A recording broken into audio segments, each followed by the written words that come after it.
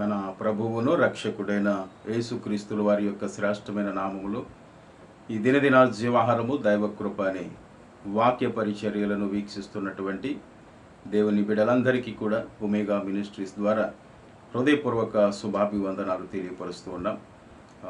మరి మీరందరూ కూడా ప్రభువు యొక్క కృపను బట్టి బాగున్నారని మేము తలంచు ఉన్నాము. మరి ఈ దినం వరకు ప్రభువు యొక్క రెక్కల చాటును మనలను, మన సంఘ బిడ్డలను, కుటుంబాలను మరి కాచి కాపాడినందున ప్రభువును మేము ఎంతగానో స్తుతిస్తూ మరి చక్కటి వాక్య ధ్యానాంశాలను మనము దినదినము ధ్యానిస్తూ ఉన్నాం. ఎస్తేరు గ్రంథము నుంచి మరి దగ్గరగా నిన్నటి దినానికి 8 భాగాలను మనము పూర్తి చేసుకోవటం జరిగింది. 2 అధ్యాయాలను ముగించుకున్నాం. 2 అధ్యాయాల్లో 8 భాగాలలో అద్భుతమైనటువంటి మరి సందేశాలను మనం వినడం జరిగింది.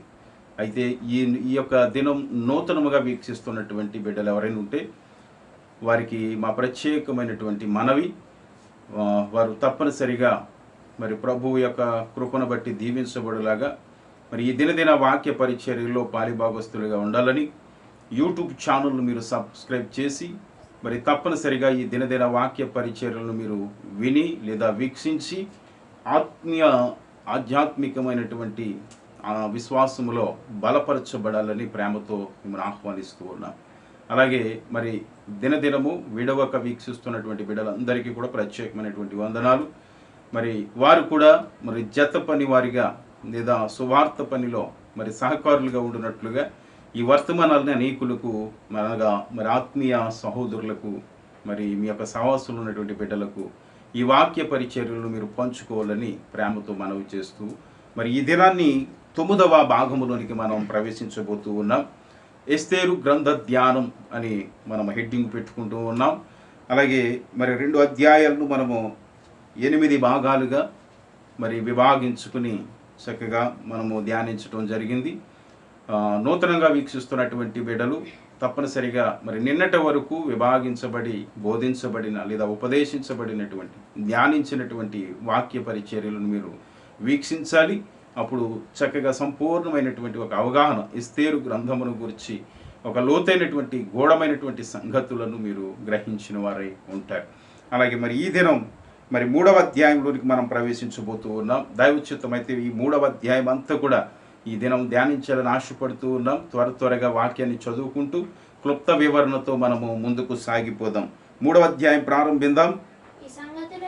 ఈ సంగతులైన తరువాత రాజైన అహష్వేరోషు హమేదాత కుమారుడును అగాగీయుడునగు హామానును గణపరిచి వాని హెచ్చించి వాని పీఠమును తన దగ్గరనున్న అధిపతులనందరికంటే ఎత్తుగా నుంచెను. కాబట్టి రాజు గుమ్మముననున్న రాజు సేవకులందరూ రాజాజ్ఞానుసారముగా మోకాళ్ళుని హామానునకు నమస్కరించిరి. మొర్దెకై వంగకయు నమస్కారము చేయకయు నుండగా. ఈ మరి చిన్న ప్రార్థన చేసుకుని వివరణలోనికి వెళ్దాం. మహోన్నతుడ, మహాకృపానిధి, సర్వకృపానిధి, మరొకసారి మీ ఘనమైన శ్రేష్టమైన నామమునకు స్తుతి స్తోత్రములు చెల్లిస్తూ ఉన్నాం. ఈ దినాన్ని కూడా మాకు అనుగ్రహించి మీ కృపను చూపి దేవా వాక్య ధ్యానాంశముతో ప్రారంభించడానికి గొప్ప ధన్యతను మాకు ఇచ్చినందున స్తోత్రం చెల్లిస్తూ ఉన్నాం. ఈ చదవబడినటువంటి భాగాలు ప్రభువా మాకైతే నాయన మా జ్ఞానానికి తట్టవు, కానీ మీరు మాలో ఉండి మా మధ్యలో ఉండి మాకు బోధకుడివై ఉండి బోధించగలిగితే అనేక లోతైనటువంటి సత్యాలను మేము గ్రహించగలం.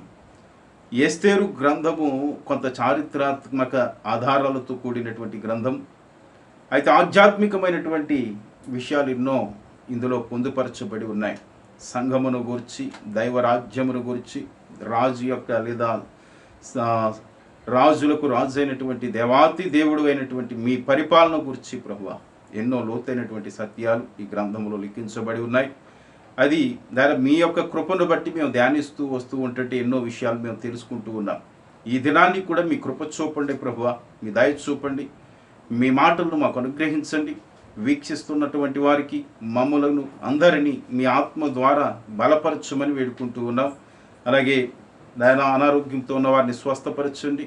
ఓ చక్కటి సమయానుకూలాన్ని ప్రతి వారికి అనుగ్రహించి ఈ వాక్య సందేశాలను సంపూర్ణముగా విని దేవుని తట్టు తిరగడానికి మీ కృప చూపమని, ఓ అద్భుత సత్యాలను ప్రభువా మేము ధ్యానించడానికి ఈ వాక్య భాగాల్లో నుండి మీరే మాకు ఆత్మానుసారమైనటువంటి జీవాన్ని, ఆహారాన్ని మాకు అనుగ్రహించమని వేడుకుంటూ మహిమ మీకే ఆరోపిస్తూ మా రక్షకుడైన యేసుక్రీస్తు పరిశుద్ధ నామములో ప్రార్థించి పొంది ఉన్నాం తండ్రి, ఆమెన్. మరి చదవబడినటువంటి ఈ భాగాన్ని మనం ధ్యానిస్తే, ఈ సంగతులైన తరువాత రాజైన అహష్వేరోషు అని అక్కడ రాయబడి ఉంది. ఏ సంగతులు అంటే నిన్నటి వరకు మనం ధ్యానించినటువంటి సంగతులు. రాణి ఎస్తేరు రాణి కావడం, ఆ రాణి తర్వాత మరి పరిపాలన స్వీకరించడం లేదా రాజు ప్రక్కన కూర్చోవడం, రెండవ స్థానాన్ని పొందుకోవడం, ఇవన్నీ జరిగినాయి. మనమంతా ధ్యానించాం. చక్కగా సంఘము ఒక అద్భుతమైనటువంటి మంచి తరుణంలోనికి వెళ్ళబోతూ ఉంది. సంఘము ఒక ఉన్నత స్థానంలోనికి ఎదగబోచు ఉంది. ఒక గొప్ప వాగ్దాన ఫలాలని పొందబోచు ఉన్నది అనే విషయాలను మనం ధ్యానించి ఉన్నాం. అయితే ఈ సంగతులన్నీ అయిన తర్వాత ఒక ప్రత్యేక రీతిలో ఇక్కడ ఒక సంఘటన జరిగింది. ఈ సంఘటనలో మనము చాలా విషయాలను, ఇది సంఘమును గురించి కొన్ని విషయాలు ఉంటాయి, అలాగే దేవుని యొక్క పరిపాలన గురించి కొన్ని విషయాలు ఉంటాయి, మరికొంత కాపరిగా చూస్తున్నటువంటి మొర్దెకై విషయంలోను, లేదా మొర్దెకైని యేసుక్రీస్తుల వారి యొక్క స్థానములో మనము సాదృశ్యంగా చూసినప్పుడు కానీ, ఇక మరొక వ్యక్తి ఎవరట? అపవాది, సాతానుడు. ఈ యొక్క ఆ వ్యక్తి యొక్క తత్వాలు, ఆ యొక్క తంత్రాలు, అవన్నీ కూడా ఇక్కడ హామాను అనే వ్యక్తి ద్వారా మనం అనేక విషయాలు మనం నేర్చుకోబోతూ ఉన్నాం. ఈ హామాను ఎవరికి సాదృశ్యంగా మరలా కనిపిస్తూ ఉన్నాడు? ఎవరికి? అపవాదికి సాదృశ్యంగా కనిపిస్తూ ఉంటాడు. మొదట ఎవరట అపవాది? మొదటి వస్తీ అపవాది స్థానంలో ఉండేది. ఇప్పుడు మరలా ఏం మార్చుకున్నాడు అతడు? రూపాన్ని మార్చుకున్నాడు.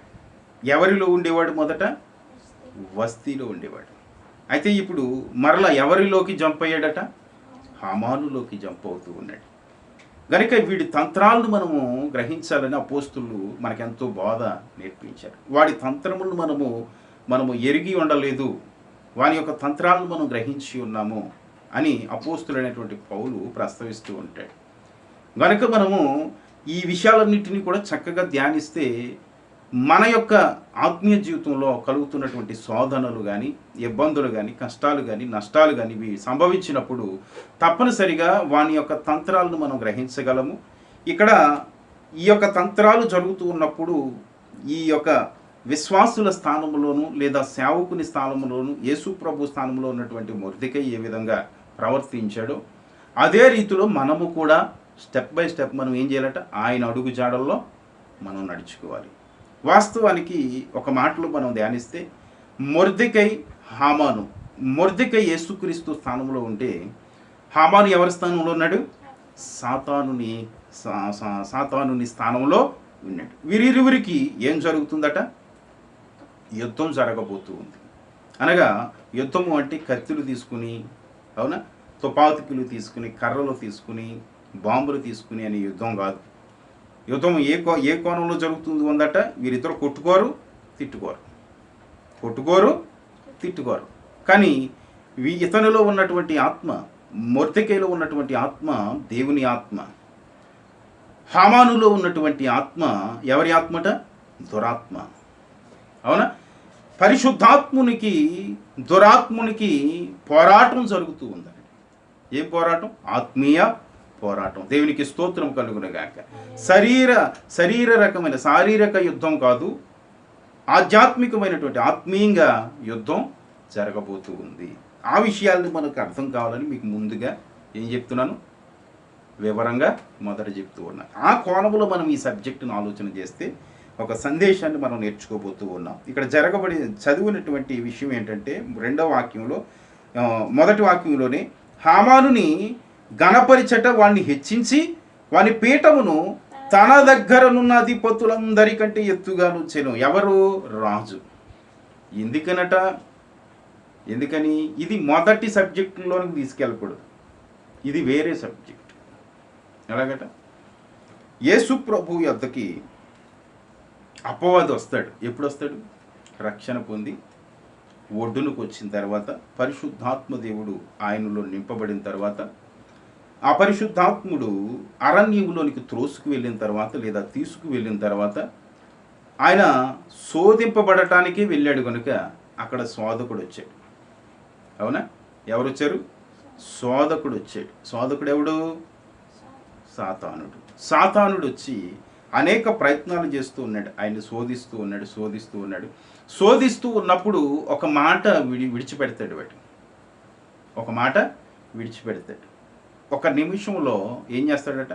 ప్రపంచ రాజ్యాధికారాలన్నిటినీ కూడా చూపించి, ధనాన్ని, మొత్తం ఉన్నత పేరు ప్రతిష్టలను, లోక సంపదనంతటిని, సింహాసనాలన్నిటినీ, లోకంలో ఉన్నటువంటి సింహాసనాలన్నిటినీ చూపించి, నీవు నాకు నమస్కరిస్తే, ఒక్క నమస్కారం చాలు, నాకు ఒక నమస్కారం చేస్తే నిన్ను ఈ లోకం మీద, రాజ్యం మీద అధికారిగా చేస్తాను అని చెప్పి యేసు ప్రభుతో, ఈ లోకం అందంతటి మీద అధికారము నాకు అప్పగింపబడి ఉన్నది అంటాడు. ఓ చక్కటి మాటలు విడిచిపెడతాడు. అప్పుడు ఆలోచన చేయాలి, ఇదేంటి సర్వాధికారి అయినటువంటి దేవుడు పైనున్నాడు, అవునా? ఆయనకు తప్ప ఏ రాజ్యం మీద, ఏ లోకం మీద మరొకరికి ఎవరికి అధికారం లేదు కదా. అయితే వాడు ఏంటి ఎలాగన్నాడు? అబద్ధం చెప్పాడా అంటే అబద్ధం కాదు, వాస్తవమే చెప్పాడు. ఎందుకని వాస్తవం చెప్పాడు అంటున్నానంటే, ఒకప్పుడు నరునికి సర్వాధికారం ఇచ్చాడు దేవుడు. ఎవరికి? ఆదాముకి సర్వాధికారం ఇచ్చాడు. దేవుని మీద కొంచెం తక్కువగా చేయబడ్డాడంట, అంతే. కొంచెం తక్కువగా చేయబడ్డాడు. కానీ ఏం చేసుకున్నాడు? చేజార్చుకున్నాడు. లోకాన్ని పరిపాలించవలసినటువంటి నరుడు, లోకాన్ని ఏలవలసినటువంటి నరుడు తనకి చేతకాక చేజార్చుకున్నాడు. అది ఎవరు దొంగిలించేశారు? అపవాది దొంగిలించేశాడు. అప్పుడు వెళ్ళిపోయినటువంటి అధికారం అప్పటి నుండి కూడా వాడు లోకాన్ని ఏలుతూ ఉన్నాడు. అలాగని దేవుని చిత్తం లేకుండా ఏది జరగదు. దేవుడు అడ్డగించగలడు, దేవుడు మరి దాన్ని జరిగించగలడు. అయితే కొంతకాలం దేవుడు వానికి అధికారం ఇవ్వబడింది. అనేక మార్లు అలాగా మధ్యలో తీసివేయడం, ఇచ్చుకోవడం, అలా ప్రకటన గ్రంథంలో కూడా మనకు కనిపిస్తూ ఉంటుంది. అపవాదికి అధికారం ఇవ్వబడుతూ ఉంటుంది, సంఘంని హింసించడానికి, హతసాక్షులుగా మార్చడానికి, అనేక విశ్వాసుల్ని చంపడానికి, ఖడ్గాలతో పొడిపించడానికి, హతసాక్షులుగా మార్చివేయడానికి, సంఘాన్ని అలరి చేయడానికి వాడికి అధికారం ఇవ్వబడుతుంది. అధికారం ఇవ్వబడుతుందే తప్ప అధికారం వాడికి లేదు. ఎవరి నుండి ఇవ్వబడుతుంది? దేవుని నుండి ఇవ్వబడుతుంది. ఇక్కడ మనం చదవబడిన భాగంలో హామానుకి ఒక ఉన్నత స్థానాన్ని దేవుని స్థానంలో ఉన్నటువంటి అహష్వేరోసు ఇచ్చాడు. ఒక సంఘటన అన్నమాట. అయితే అహష్వేరోసు అక్షరార్థంగా మనం చారిత్రక ఈ యొక్క స్టోరీని బట్టి మనం చూస్తే, అహష్వేరోసు తెలివి తక్కువవాడు కావచ్చు, లేదా అంత లోతు జ్ఞానం లేకపోవచ్చు. కానీ అతని స్థానంలో ఉన్నటువంటి దేవాతి దేవుడు అనంత జ్ఞాని. దేవునికి స్తోత్రం కలుగునుగా. ప్రతి మనుషుని యొక్క అంతరంగంలో ఉన్నటువంటి ఆ యొక్క ఆలోచనను పసిగట్టగల మహోన్నతుడైన, అవునా? ఆలోచననే పసిగట్టగల గొప్ప జ్ఞాని అయినటువంటి దేవుడు. అయితే ఈ హామాను బుద్ధి రాజుకు తెలియదంటే తెలిసే ఉండొచ్చు. దేవుని కోణంలో చూస్తే అతనికి తెలియాలి. కానీ ఎందుకని అవకాశం ఇచ్చాడు? ఎవడు గొయ్యి తీసుకుంటేనట వాడే ఆ గోతులో పడతాడట, అవునా?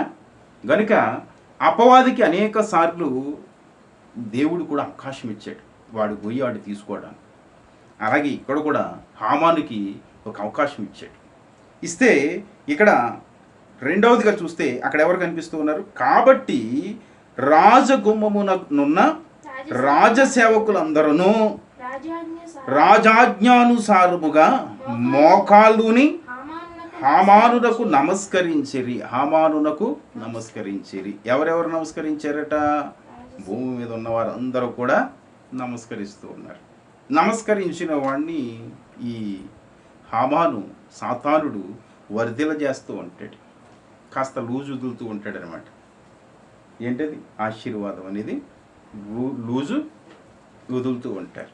వీళ్ళు దీవుని మీద దీవెన, లోక సంబంధమైనటువంటి ఆశీర్వాదం పొందుకుంటూ ఉంటారు. అయితే ఒక భాగంలో మనం చూస్తే ఇక్కడ మోకాల్లోని హామానునకు ప్రతివారు కూడా నమస్కరిస్తూ ఉన్నారు. మొర్దెకై అయితే ఏం చేస్తున్నాడట? వంగకయు నమస్కారము చేయకయు ఉండగా రాజు గుమ్మమునున్న రాజసేవకులు నీవు రాజాజ్ఞను ఎందుకు మీరుచున్నావని మొర్దెకైని అడిగిరి.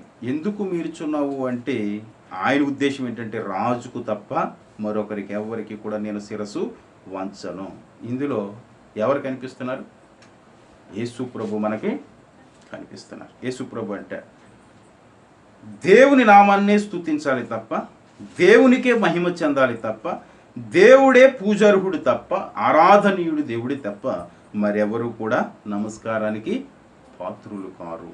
ప్రకటన గ్రంథంలో చూస్తే యోహాను భక్తుడు ఒక ఉన్నతమైనటువంటి సమాచారాన్ని అందించినటువంటి దేవదూతను చూసి ఆయన సాగిలబడి నమస్కారం చేయబోతూ ఉంటాడు.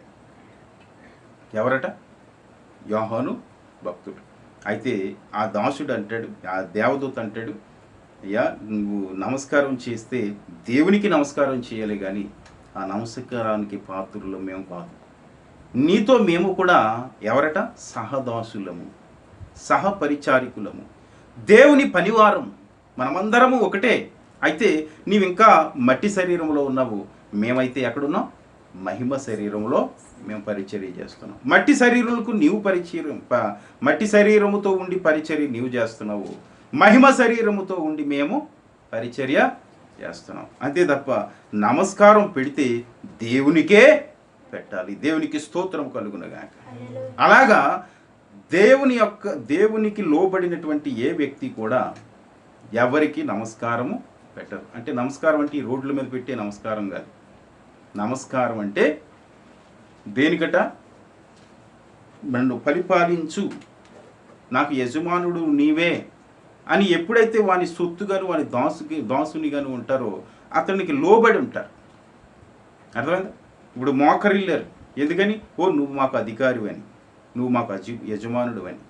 కానీ మొర్దెకై అంటాడు, నువ్వు నాకు అధికారం ఏంటి? అధికారివి నువ్వు నాకు కాదు. నాకు అధికారి ఒకడు ఉన్నట్టు, రాజు. రాజుకే నమస్కారం చేస్తాను తప్ప, రాజునే స్తుతిస్తాను తప్ప మరెవరిని కూడా నేను స్తుతించను, ఆరాధించను, నమస్కారము చేయను.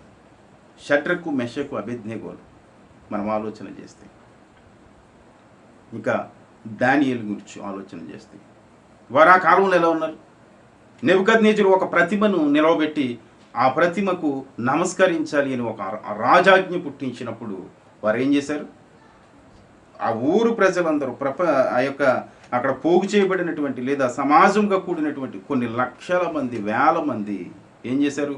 అక్కడ అందరూ వాళ్ళు వాద్యాలు వాయిస్తూ ఉంటుంటే శిరస్సు వంచి ఆ యొక్క ప్రతిమకు నమస్కారము చేస్తూ ఉంటుంటే వీరు ముగ్గురు మాత్రం ఎలా ఉన్నారు? నిలవబడి ఉన్నారు. ఇలా ముగ్గురు నిలవబడి ఉన్నారు. నిలవబడి ఉండటం ద్వారా అప్పుడు రాజుకు కూడా ఏమొచ్చింది? కోపం వచ్చేసింది. కోపం వచ్చేసి ఎక్కడ వేశాడు? అగ్నిగుండంలో వేశాడు. అగ్నిగుండంలోనే వేస్తే అక్కడ యేసు ప్రభు ప్రత్యక్షమై వారిని రక్షించి కనీసం ఎంట్రిక కూడా అంటిపోకుండా, వారి యొక్క బట్టలు కూడా ఏం వాసన వస్తుంది అంటికిపోతే? కాలిన వాసన వస్తుంది. ఓకే, వాడికి వాసన పర్లేదు. అయితే ఆ వాసన కూడా రాలేదు, వాళ్ళ శరీరాలు కాలేదు. వాళ్ళు ఎలాగ త్రోయబడ్డారో అలాగే బయటికి వచ్చారు. అయితే ఒక వంతు కాలేదట, 7 అంతలుగా పెంచారట. ఒక వంతుగా కాలేదు, 7 అంతలుగా పెంచి మరి వీరిని తోసారట. అందులోకి తోసినా కూడా ఏం కాలేదు, వీళ్ళు కాలిపోలేదు. ఏమైంది? అగ్నియే చల్లారిపోయింది. అగ్నిలో నుండి మరలా తర్వాత వీళ్ళు బయటకు వచ్చిన తర్వాత మరికొందరిని ఈ యొక్క పై ఎత్తు వేశారు. ఈ యొక్క తంత్రాలు పడినటువంటి వారిని వేస్తే వాళ్ళు గుమ్మంలో నుండి తగలబట్టడం ప్రారంభించబడ్డారు. అంటే యూదులు దేవుని బిడ్డలు, దేవుని సంఘ బిడ్డలు, క్రైస్తవులు అనేవారు ఎవరికి కూడా శిరసు వంచేవారు కారు. దేవునికి స్తోత్రం కలుగునుగా. దేవునికే వారి పూజ, దేవునికే వారి యొక్క ఆరాధన, దేవునికే వారి స్తుతులు తప్ప మనుషులకు ఎవరు కూడా చేయరు. ఇక్కడ ఒక సత్యాన్ని మనం గ్రహించాం. అలాగే ఇక్కడ విషయం మనం గమనిస్తే 4వ వాక్యంలో ఈ ప్రకారము వారు ప్రతిదినము అతనితో చెప్పుచు వచ్చినను అతడు వారి మాట చెవిని పెట్టకపోయెను గనుక వారు మొర్దెకై యొక్క మాటలు స్థిరపడునో లేదో చూతుమని దాన్ని హామానునకు తెలిపిరి. యాలయనగా అతడు నేను యూదుడను గనుక ఆ పని చేయజాలనని వారితో చెప్పి ఉండెను. ఇక్కడ మనం గమనిస్తే నేను యూదుడను గనుక నేను ఎవరికి కూడా ఏం చేయను, నమస్కారము చేయను. యూదుడు ఇక్కడ చరిత్ర ప్రకారంగా చూస్తే ప్రపంచం మీద యూదుడు దేవుని యొక్క ప్రధాన స్వాస్థ్యముగా కనిపిస్తూ ఉంటాడు. అయితే తర్వాత ఇప్పుడు మన సంఘం నూతన నిబంధనలోకి వస్తే యూదుని స్థానంలో ఎవరున్నారట? సంఘం ఉన్నది. యూదుని స్థానంలో ఎవరట? యేసు ప్రభువును వెంబడించేటువంటి క్రైస్తవుడు. నిజ క్రైస్తవుడు యూదుడితో సమానం. యూదునికి అన్యునికి కూడా సమాన వరం ఎప్పుడైతే ఇవ్వబడిందో, దేవుని యొక్క రక్షణ, దేవుని యొక్క అభిషేకం ఎవరైతే పొందుకున్నారో వారు యూదులతో సమానముగా ఉన్నారు. యూదులకు ఏవైతే వాగ్దానాలు చేయబడినవో ఆ వాగ్దానాలకి అర్హులుగా ప్రతివారు కూడా ఉన్నారు. అది క్రీస్తును వెంబడించినటువంటి వ్యక్తులకు మాత్రమే. అయితే ఇక్కడ యూదులు ఎలాగున్నారో అలాగ క్రైస్తవుడు కూడా ఒక మంచి నిబంధన కలిగి, మంచి తీర్మానం కలిగి ఉండాలి. మన పూజ, మన ఆరాధన, మన యొక్క స్తుతులు కానీ, మన యొక్క కృతజ్ఞత కానీ ఎవరికి చెప్పాలి? ఎల్లప్పుడూ తండ్రి అయిన దేవునికి, యేసుక్రీస్తునకు, పరిశుద్ధాత్మ దేవునికి. అంతే తప్ప మరి ఎవరికి కూడా మనము శిరసు వంచవలసినటువంటి పరిస్థితి రాకూడదు. దేవునికి స్తోత్రం కలుగునగాక. ఇక తర్వాత భాగంలో చూస్తే ఇక్కడ ఒక ప్లానింగ్ అవుతూ ఉంది. చూడు, మొర్దెకై వంగకయు నమస్కరింపకయు నుండుట హామాను చూచినప్పుడు బహుగా కోపగించి మొర్దెకై ప్రాణము మాత్రము తీయుట స్వల్ప కార్యమని ఉంచి మొర్దెకై యొక్క జనులు ఎవరైనది తెలుసుకుని అహష్వేరోషు యొక్క రాజ్యమందంతట నుండు మొర్దెకై స్వజనులకు యూదులనందరినీ సంహరించుటకు ఆలోచించెను. దేవునికి స్తోత్రం కలుగునగాక. ఇక్కడ మనకు మరొక మాట అర్థమవుతుంది. మొర్దెకైని ఎవరికి సాదృశ్యంగా చూస్తూ ఉన్నాం? యేసుక్రీస్తులకు సాదృశ్యంగా చూస్తూ ఉన్నాం. ఇప్పుడు యేసుక్రీస్తుల యొక్క సాదృశ్యంగా మనం మొర్దెకైని చూస్తే, మొర్దెకై యొక్క స్వజనులు ఎవరై ఉన్నారట? యూదులై ఉన్నారు. ఇప్పుడు యేసుక్రీస్తు యొక్క స్వజనులు ఎవరై ఉన్నారు? చెప్పాలి. ఎవరై ఉన్నారు? మనమే అయి ఉన్నాం. ఎవరట?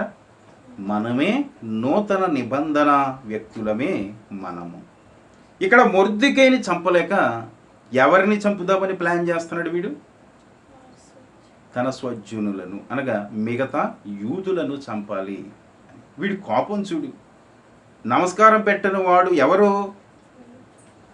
మొర్దెకై కదా. మొర్దెకైని చంపాలనుకోవాలి, కానీ మొర్దెకైని చంపకుండా ఎవరిని చంపాలనుకుంటున్నాడు? మొర్దెకై యొక్క స్వజనులను చంపాలనుకుంటున్నాడు. ఆ రకంగా పగ తీర్చుకోవాలనుకుంటూ ఉన్నాడు. వాస్తవానికి ఇప్పుడు సంఘానికి శ్రమలు ఎందుకు వస్తున్నాయి? సంఘానికి కష్టాలు ఎందుకు వస్తున్నాయి? సంఘానికి మరి ఇటువంటి భయంకరమైనటువంటి శోధనలు ఎందుకు వస్తున్నాయి? సంఘం అంటే ఎవరు? మనమే. క్రీస్తును వెంబడిస్తామని ఒక తీర్మానం తీసుకున్న తర్వాత మనకి ఖచ్చితంగా శ్రమ ప్రారంభమవుతుంది, కష్టం ప్రారంభమవుతుంది, నష్టం ప్రారంభమవుతుంది, శోధన ప్రారంభమవుతుంది.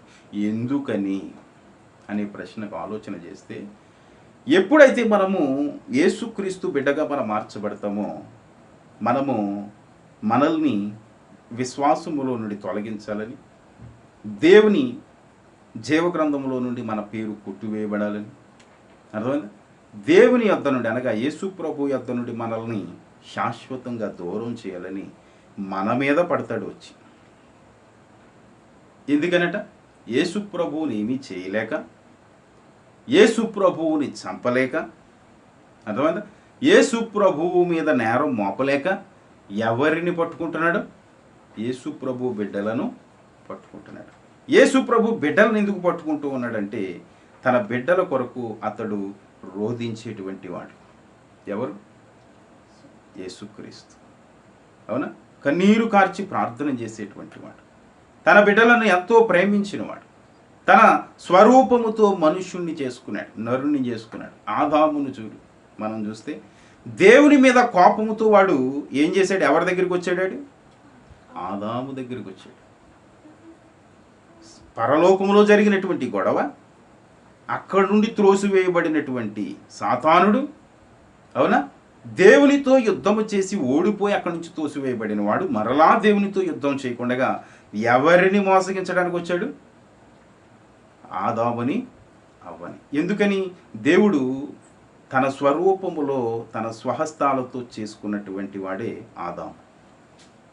ఆదామును చూస్తే దేవుని చూసినట్టే, అవునా? అయితే వీడి పగ ఎలా తీర్చుకోవాలనుకున్నాడు? ఆదాముని చంపేస్తే ఆదాము పొందుకున్నటువంటి ఫలాలను పోగొడుతూ ఉంటే, ఆదాము రోధిస్తూ ఉంటుంటే, ఆదాము ఏడుస్తూ ఉంటుంటే, అప్పుడు మరొకరు ఎవరు ఏడుస్తారట? దేవుడు ఏడిచేస్తూ ఉంటాడు. అప్పుడు వీడు నవ్వుతూ ఉంటాడు. వీడికి ఆనందం. ఒక తండ్రి మీద ఉన్నటువంటి పగ కుమారుని హింసిస్తూ ఉంటుంటే తండ్రి ఎలా ఉంటాడు? నవ్వుతాడా? సంతోషిస్తాడా? ఏం చేస్తాడు? బాధపడతాడా? పడ్డా. అంటే ఇప్పుడు వీడి ప్లానింగ్స్ ఎలా ఉన్నాయి చూడు. సేమ్ అనమాట. ఆదిమ కాలములో ఆడు ఎత్తులు ఎలాగున్నాయో, ఆడి తంత్రాలు ఎలాగున్నాయో అదే రీతిలో ఇక్కడ కూడా ప్లాన్ చేస్తూ ఉన్నాడు. వాస్తవానికి యేసు ప్రభు యొద్దకు వచ్చాడు అపవాదిగాడు శోధించడానికి. ఆ 40 దినాలు ఉపవాసం ఉండి ఆయన ప్రార్థన చేస్తూ ఉన్నప్పుడు అక్కడ జయించాడు. ఎవరు? యేసు ప్రభు జయించాడు. యేసు ప్రభు జయించి బయటకు వచ్చిన తర్వాత ఈయన శిష్యుల్ని ఏర్పరచుకున్నాడు. శిష్యుల్ని ఏర్పరచుకున్న తర్వాత శిష్యులను శోధించడానికి పర్మిషన్ అడిగాడంటాడు. ఎవరిని? శిష్యుల్ని శోధించడానికి పర్మిషన్ అడిగాడట. పేతురుతో ఒక సందర్భంలో యేసు ప్రభు అంటారు, పేతురు, మిమ్ములను గోధుమలు జల్లించినట్లుగా అపవాది మిమ్ములను శోధించడానికి వాడు అడిగాడు, కానీ నేను మిమ్మలను విడిచిపెట్టలేదు. మీ కొరకు నేను తండ్రి యొద్ద విజ్ఞాపన చేశాను. ఎందుకని? వీరు నిన్న కాక మొన్నే చిన్నగా ఇప్పుడిప్పుడే ఆత్మీయ జీవితంలో పుట్టి ఉన్నారు. వీళ్ళు ఇంకా బలపడాలి. వీరు శోధనకు తట్టుకోలేరు, వీళ్ళు కష్టానికి తట్టుకోలేరు. వీళ్ళు నన్ను వెంబడిస్తూ ఉన్నప్పుడు వీళ్ళకి వెంటనే శ్రమలు వచ్చినాయి అంటే వీళ్ళు అవిశ్వాసులు అయిపోతారు. కనుక కొంతకాలం సమయం కావాలయ్యా అని తండ్రిని వేడుకున్నాడట. చూసా, వాడు ఎవరి మీద వేస్తున్నాడు ప్లాను? విశ్వాసుల మీద వేస్తున్నాడు. దేవుని బిడ్డల మీద పగబడుతూ ఉన్నాడు. దేవుని బిడ్డలను హింసిస్తూ ఉన్నాడు. ఎందుకనట? దేవుణ్ణి దుఃఖపరచడానికి, తండ్రిని దుఃఖపరచడానికి వీడి ప్లాన్స్ అలాగేస్తూ ఉన్నాడు. మన కుటుంబాలలో కానీ ఇటువంటి ప్రయత్నాలు జరుగుతూ ఉంటాయి. ఒక సేవకుడు ఉన్నాడు అనుకో, సేవకుని కుమారుడు ఉన్నాడు అనుకో. ఇప్పుడు సేవకుని మీద ఉన్నటువంటి పగతోటి శత్రువులు ఎవరిని క్రాచ్ చేయాలని ప్రయత్నం చేస్తూ ఉంటారు? బిడ్డలను క్రాచ్ చేయాలని ప్రయత్నం చేస్తూ ఉంటారు. బిడ్డల ద్వారా తండ్రికి నష్టం కలిగించాలని, బిడ్డల ద్వారా సంఘానికి నష్టం కలిగించాలని, బిడ్డల ద్వారా సేవకుని యొక్క లేదా ఆ యొక్క రక్షణను లేదా ఒక ఉన్నత మంచి పేరును పాడు చేయాలని, సంఘాన్ని అల్లరి చేయాలని ఎవరిని పట్టుకుంటాడు వీడు? బిడ్డలను పట్టుకుంటాడు. బిడ్డలంటే కన్న బిడ్డలే కావచ్చు, లేదా సంఘ బిడ్డలే కావచ్చు. కన్న బిడ్డలనైనా సంఘ బిడ్డలైనా దేవుని సేవకునికి ఒకే రీతిలో ఉంటారు. అయితే వీడి ప్లానింగ్ చూసారా? తన స్వకీయులను చంపడానికి ప్లాన్ చేస్తూ ఉన్నాడు. ఇక రెండవ మాట చూద్దాం, 7వ వాక్యాన్ని చూద్దాం.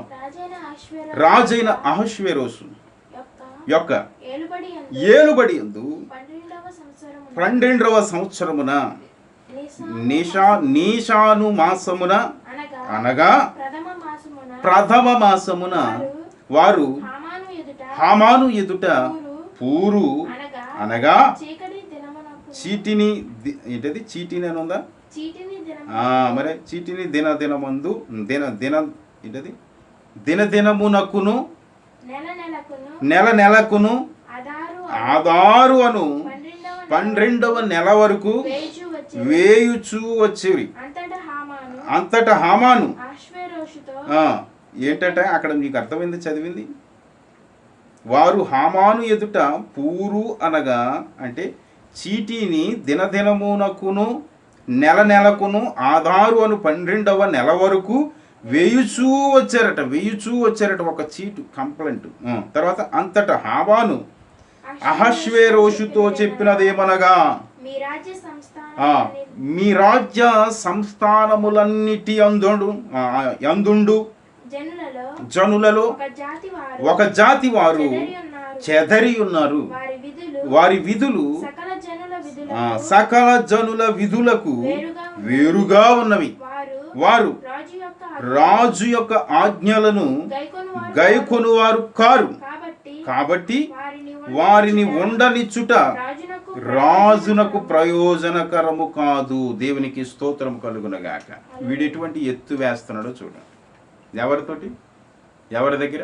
అవసరమైతే మరో భాగం చెప్పుకుందాం, పర్వాలేదు, చాలా విషయాలు ఉన్నాయి ఈ విషయంలో కూడా.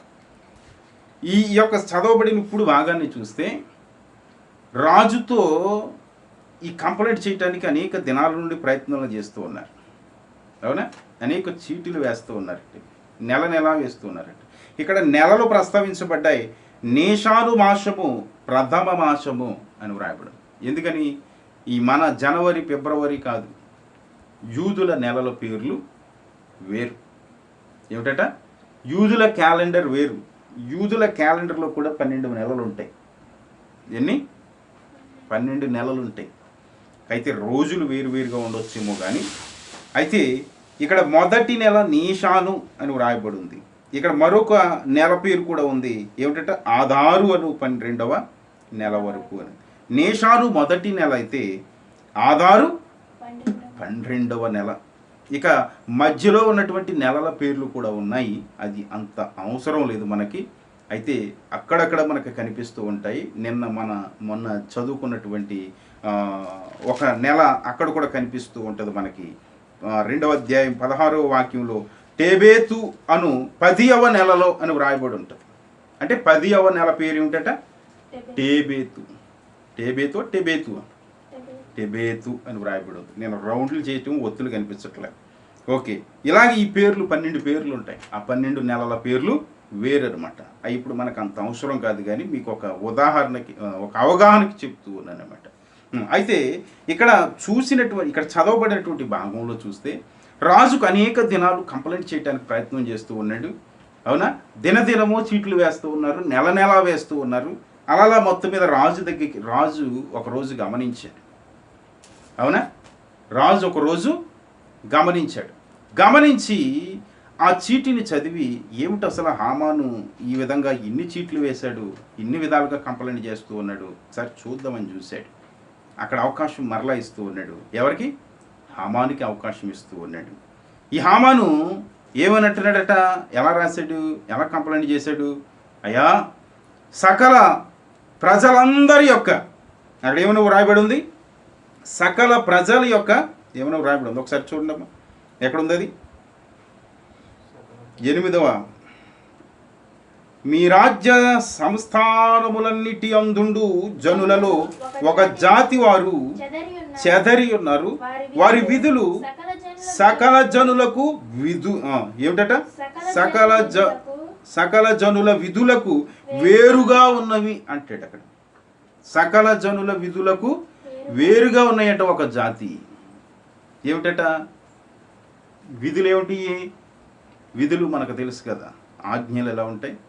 భూమి కింద కానీ, అవునా, భూమి పైన కానీ, ఆకాశం పైన కానీ, జలములలో కానీ ఎవరిని కూడా దేవుడిగా చేసుకోకూడదు. అవునా? దేవుడు ఒక్కడే ఉన్నాడు, ఆయనకే నమస్కరించాలి, ఆయనకే మహిమ చెందాలి. ఇవన్నీ కూడా విధులు, మనకు అప్పగించినటువంటి ఆజ్ఞలు. ఈ ఆజ్ఞల ప్రకారం వాళ్ళు ఏం చేస్తారంటే, ఒక ప్రత్యేకమైనటువంటి జాతిగా, దేవుని బిడ్డలుగా, పరలోకమందున్నటువంటి దేవుడు, సర్వ సృష్టికర్త అయినటువంటి దేవుని బిడ్డలుగా మాత్రమే వీళ్ళు ఉంటారు. కానీ ప్రపంచం మీద ఉన్నటువంటి అందరి యొక్క విధులు ఇంచుమించు ఒకే రకంగా ఉంటాయి. ఒకే కోవలో వారి ఆరాధనలు ఉంటాయి. ఒకే కోవలో వారి భక్తి విధానాలు ఉంటాయి. రక్తాలు ప్రోక్షించడం, లేదంటే మరి బలులు అర్పించడం, నరబలులు అర్పించడం, ఇంకా భయంకరమైనటువంటి దూపాలు వేయడం, ఇటువంటివి ఎన్నో ఉన్నాయి. కానీ పవిత్రతలో, పరిశుద్ధతలో, జ్ఞానములో ఒక ప్రఖ్యాతిగాంచినటువంటి బిడ్డలే యూదులు. అవునా? యూదా జాతి. ఈ యూదా జాతి ఒక ప్రత్యేకమైనటువంటి రీతిలో ఉంటాయి. వారి కట్టడలు, వారి యొక్క ధర్మశాస్త్రం చెప్పినట్టుగానే వారు చేస్తారు తప్ప మరొకరు ఏది చెప్పినా కూడా వారు చేయరు. వారి యొక్క దేవుడిచ్చినటువంటి చట్టమే వారి చట్టం. ఇజ్రాయెల్ దేశం వెళ్ళండి, ఇప్పుడు బైబిల్లో ఉన్నటువంటి పరిశుద్ధ గ్రంథంలో ఉన్నటువంటి చట్టం అంతా కూడా అక్కడ నెరవేర్చబడుతుంది. అక్కడికి చాలా ఎక్కువ మన భారతదేశంలో కూడా భారత రాజ్యాంగాన్ని కూడా ఒక రూపుదిద్దినటువంటి ఒక అద్భుతమైనటువంటి వ్యక్తే డాక్టర్ బిఆర్ అంబేద్కర్, రాజ్యాంగ సృష్టికర్త. దేనిని బట్టి అతడు ఈ రాజ్యాంగాన్ని చక్కగా రాశాడు అంటే పరిశుద్ధ గ్రంథాన్ని బట్టే అతడు రాజ్యాంగాన్ని కూడా రూపించాడు. ఇంచుమించు చాలా వరకు కూడా దేవుని యొక్క చట్టం ఇందులో మనకు కనిపిస్తుంది. అలాగే ఇక్కడ కూడా వీళ్ళు చెబుతూ ఉన్నాడు, రాజుకి ఏ విధంగా లంకి పెడుతున్నాడో చూడు. సకల జనులు ఒక విధంగా బ్రతుకుతూ ఉంటే వీళ్ళు మాత్రం వేరుగా ఉంటారయ్యా.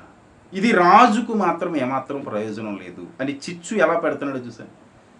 రాజు దగ్గర పర్మిషన్ తీసుకోవడానికి యోబు దగ్గర యోబు జీవితాన్ని మనం ఆలోచన చేస్తే, యోబును పరిశోధించక ముందు లేదా శోధించక ముందు యోబు ఎంతో చక్కగా ఆశీర్వదించబడ్డాడు. కుటుంబముతో బలులు అర్పిస్తూ ఉన్నాడు. చక్కగా భక్తిపరుడు, యథార్థవర్తనుడు, నీతిమంతుడు అని పేరు. అయితే దేవుడు యోబు విషయం నువ్వు చూసావా, నా సేవకుడైనటువంటి యోబు విషయంలో నువ్వు గమనించావా అని సాతానుని అడుగుతాడు. ఒకసారి అడిగినప్పుడు వీడేమంటాడు, అంచెలంచెలుగా వీడు ప్లాన్లు వేస్తూ ఉంటాడు, ఎత్తుకు పై ఎత్తులు వేస్తూ ఉంటాడు. మొదటిసారి ఒక రకంగా ప్లాన్ చేస్తాడు, రెండవసారి మరొక రకంగా ప్లాన్ చేస్తాడు. ఎలాగైతే మొత్తం మీద యోబుని హింసించడానికి ఒక పర్మిషన్ తెచ్చేసుకున్నాడు, యోబుని శోధించడానికి ఒక పర్మిషన్ దేవుని యొద్ద నుండే తెచ్చేసుకున్నాడు. ఇప్పుడు ఈడు చూసారా ఎంత ప్లాన్ చేస్తున్నాడు. దేవుని బిడ్డలను చంపించేయడానికి, దేవుని బిడ్డలను హింసించడానికి ఎవరి యొద్ద నుండి పర్మిషన్ తీసుకొస్తున్నాడు? రాజు యొద్ద నుంచి పర్మిషన్ తీసుకుంటున్నాడు. ఇటు సేమ్ అనమాట. ఇక ఎగ్జాక్ట్లీ మనం ఈ యొక్క సాతానుడే సాతానుడు. అయితే బాడీ మాత్రం వేరు. మనిషిని ఏ విధంగా ఉపయోగించుకుంటున్నాడో చూడు. హామాను మంచివాడు కావచ్చు, కానీ వాడికి లోబడిన తర్వాత వాడు దుష్టుడైపోయాడు. అవునా? 12 మంది శిష్యులు చాలా మంచివారే. యేసు ప్రభు ఎన్నుకున్నాడు అంటే అందరినీ మంచి వాళ్ళని ఎన్నుకున్నాడు. అయితే అందులో ఒకడు ఏమైపోయాడు? సాతానుడైపోయాడు. ఏమైపోయాడు? సాతానుడైపోయాడు. ఎవరు? ఇస్కరియోతు యోధా. సాతానుడికి లోబడిపోయాడు కనుక అతడి జీవితం ఏమైపోయింది? ఎవరినైతే అప్పగించాలనుకున్నాడో, ఎవరినైతే సిలువను ఎక్కించాలనుకున్నాడో, ప్రాణాలు తీయాలనుకున్నాడో, చివరికి ఏమైపోయాడు? ఊరేసుకుని చచ్చిపోయాడు. ఏమైపోయాడట? ఎవరినైతే చంపాలనుకున్నాడో చివరికి వాడే చచ్చిపోయాడు. అలాగా సాతానుడు ఏం చేస్తాడంటే ఈ దేహాలను, ఈ బాడీలను, ఈ మనుషులను వాడు ఒక దూతలుగా వాడుకుంటాడు. అందుకే అపవాదికి చోటు ఇయ్యకుడి అంటాడు పౌలు గారు. ఎవరికి చోటు ఇవ్వకూడదు? అపవాదికి చోటు ఇవ్వకూడదు. అపోస్తుల బోధది. ఎందుకంటే చోటు ఇచ్చామా వాడు ఏం చేస్తాడంటే ఎదుటి వాళ్ళని చంపించడానికి పంపించి మనల్ని చంపేస్తాడు, మనల్ని ఇరికించేస్తాడు. అంత ప్రమాదకరమైనటువంటి తంత్రగాడు వాడు, మంత్రగాడు వాడు. అంత భయంకరమైనటువంటి ప్లానింగ్స్ వేస్తూ ఉంటాడు. సమయం చాలా అయిపోయింది, అనుకున్నాం అయిపోద్దని, కానీ అయిపోయిందా? అవ్వలేదు. చూసా, 15 వాక్యాలు ఒకేసారి ధ్యానించాలంటే ఎన్ని విషయాలు? 40 నిమిషాలు అయిపోయింది. దైవ చిత్తం అయితే మరలా రేపటి దినం మరొక భాగంతో ముగించుకోవచ్చు. చాలా వరకు మనము ఎక్కడ వరకు చెప్పుకున్నామో అది గమనించి మీరు పాయింట్ పెట్టుకోండి. ఇటువంటి క్రమ పద్ధతిలో మనం బైబిల్ని ధ్యానించటం దేవుడిచ్చినటువంటి కృప. అక్కడక్కడ టచ్ చేసి అక్కడక్కడ చెప్పేసి వెళ్ళిపోవడం ప్రయోజనం కాదు. కానీ ఒక క్రమ పద్ధతిలో బైబిల్ని ఇప్పుడు కూడా ధ్యానించినప్పుడు ఈ విధమైనటువంటి వర్తమానాలు చాలామందికి అక్షరం రానటువంటి వారికి, అవునా, చదవటం రానటువంటి వారు కూడా పరిశుద్ధ గ్రంథంలో ఎస్తేరు గ్రంథాన్ని వారు చదివేసినట్టే లెక్క. ఈ విధంగా మన మెసేజ్లు వింటే, మన వర్తమానాలు వింటే తప్పనిసరిగా వారికి అర్థం కానిటువంటి వారు చాలామంది బైబిల్ చదువుతూ ఉంటారు. పరిశుద్ధ గ్రంథాన్ని ఇన్నిసార్లు చదువు అన్నిసార్లు చదువు అంటారు, కానీ అర్థం కాదు చాలామంది, అవునా. మనకి ఈ విధమైనటువంటి క్రమ పద్ధతిలో బోధ ఉపదేశం ఏమవుతుందంటే, ఇక ఒక్కసారి చదివితే చాలు, సినిమా డైలాగ్లో ఉంటుంది ఏమిటట, 100 సార్లు చదివినట్టే అనమాట. ఒక్కసారి చదివితే 100 సార్లు చదివినట్టే మన మెసేజ్లు వింటే. దేవునికి స్తోత్రం కలుగునగా. ఈ ఎస్తేరు గ్రంథం 100 సార్లు చదివినట్టే, ఇక మరలా చదవనవసరం. అమాన్ ఎవరికి సాదృశ్యమో తెలిసిపోద్ది, అవునా. ఎస్తేరు ఎవరికి సాదృశ్యమో ఇక జీవితకాలం అలా ముద్ర ఉండిపోద్ది. ఆశ్వేరోషు ఎవరికి సాదృశ్యం. ఎస్తేరు గ్రంథ చరిత్ర ఏమిటయ్యా అంటే, పోసగుచ్చినట్టుగా చక్కగా ఒక సినిమా స్టోరీ చెప్తారు చూసావా, రిలీజ్ పిక్చర్ చూసొచ్చు. అలాగా ఈ స్టోరీ అంతా ముసలి వాళ్ళకి, పిల్లవాళ్ళకి, పెద్దవాళ్ళకి కథల రూపంలో చెప్పేయచ్చు. అందుకే ఇంత సమయాన్ని తీసుకుని మనం బ్రతికినంత కాలంలో, జీవించినంత కాలంలో, దేవుడు ఇక్కడ ఉంచినంత కాలంలో ఇలా ఒక్కొక్క గ్రంథం పూర్తిగా చెప్పాలని ఆశపడుతూ ఉన్నారు. అవి ముఖ్యమైనటువంటి గ్రంథాలు. ఏమిటట, అతి ప్రాముఖ్యమైనటువంటి గ్రంథాలు, సంఘానికి సంబంధించబడినటువంటి గ్రంథాలు. ఆ గ్రంథాలని మనం తప్పనిసరిగా దినదినము ధ్యానించాలి. వాస్తవానికి ఇప్పుడు ఎస్తేరు గ్రంథం ఉంది, తర్వాత మొన్న ప్రస్తావించాను ఇసాకు రెబ్కాల విషయం, అది సంఘానికి చాలా ప్రాముఖ్యం. అయితే చెప్పలేదా అంటే చెప్పబడ్డాయి, కానీ క్రొత్త పురాణాల్లో పరిశుద్ధాత్మదేవుడు మన ద్వారా కొన్ని విషయాలు మాట్లాడుతూ ఉన్నాడు. కనుక ఈ మాటలను బట్టి చక్కగా మనం దీవించబడినట్లు, బలపరచబడినట్లు మరి దేవుణ్ణి ప్రార్థించండి. ఈ దినదిన వాక్యాలని విడవకుండా మీ హృదయాల మీద ముద్రించుకోండి. వాక్యానుసారమైనటువంటి జీవం కలిగి ఉండండి. దేవుని యొక్క కృప మీకును మీ కుటుంబాలకు ఎల్లప్పుడూ తోడై ఉండునుగాక. ఆమేన్. చిన్న ప్రార్థన.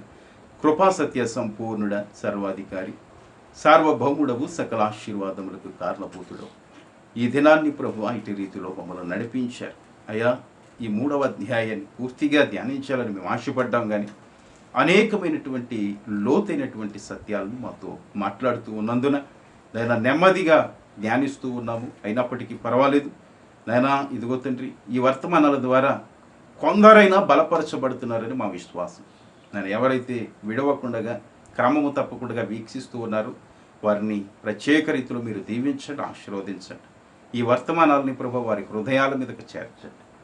ఎస్తేరు గ్రంథము నుండి ప్రభు సంఘము నేర్చుకోవలసినటువంటి అనేక విషయాలు, అపవాది తంత్రాలు, నాయన రాజ్య పరిపాలన, ఏ రీతిలో బహుమానాలు, వాగ్దాన ఫలాలు పొందాలో, ఇటువంటివన్నీ కూడా దాన్ని ఏ విధంగా సంఘానికి ప్రభు సంఘము సిద్ధపరచుకోవాలో, ఏ విధమైనటువంటి ఫలాలు పొందాలో, ఏ విధమైనటువంటి లోపాలు సరిచేసుకోవాలో, హెచ్చరికలు, ఇటువంటివన్నీ కూడా జాగ్రత్తగా గమనించి ఆధ్యాత్మికంగా బలపరచబడినట్లు మీ కృప చూపండి. అలాగే ఈ దినాన్ని మాకు దీవించి ఆశీర్వదించి అనుగ్రహించండి. మీ నామానికి మహిమకరంగా మమ్మల్ని నడిపించండి. అయినా చూస్తున్నటువంటి బిడ్డలందరినీ మీరు దీవించి ఆశీర్వదించండి.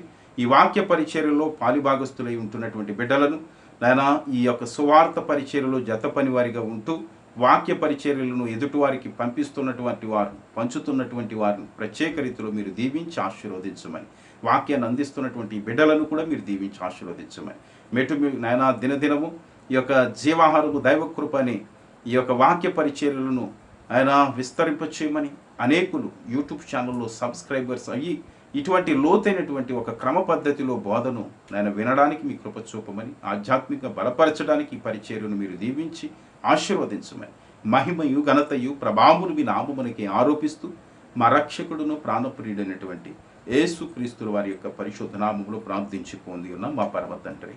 ఆమేన్. అందరికీ మరొకసారి మా హృదయపూర్వకమైనటువంటి వందనాలు. మరి ఇంతవరకు సబ్స్క్రైబ్ చేయనటువంటి బిడ్డలు తప్పనిసరిగా యూట్యూబ్ని సబ్స్క్రైబ్ చేయండి. మీకు తెలుసున్నటువంటి బిడ్డలకు చెప్పండి, ఈ వాక్యాలను మరొకరికి పంచండి. ఆ విధంగా దేవుని యొక్క కృప మీ పట్ల ఆవరించబడి ఉంటుంది.